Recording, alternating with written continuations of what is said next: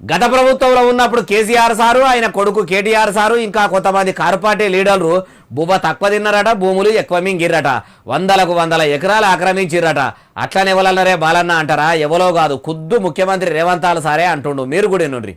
అయ్యా ముఖ్యమంత్రి గారు, ఇక చెప్పుండ్రి. మీకు కావలసిన ప్రగతి భవన్ ను 9 నెలల్లో పూర్తి చేసుకున్నారు.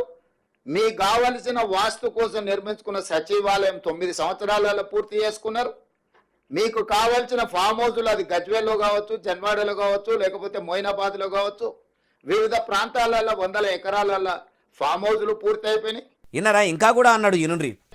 కోకాపేటలో 11 ఎకరాల భూ కేటాయింపుతో పాటు 33 జిల్లాలలో మీ పార్టీ కార్యాలయాలను కోట్ల రూపాయలు పెట్టి మీరు నిర్మించుకున్నారు.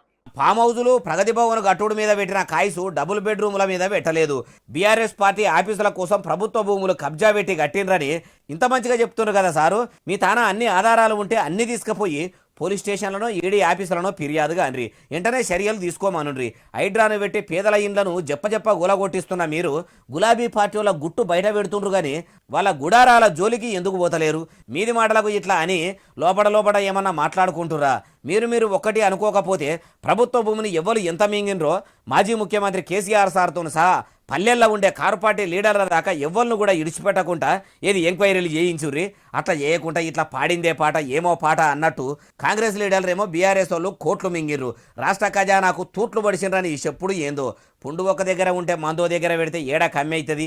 అన్ని పవర్లు మీకే ఉన్నాయి కాబట్టి అన్ని తెలిసిన మీరు విచారణ చేయించకుండా ఎందుకు ఆలస్యం చేస్తున్నారు సార్ అంటుర్రు ఈ ముచ్చటిన్నోళ్ళు.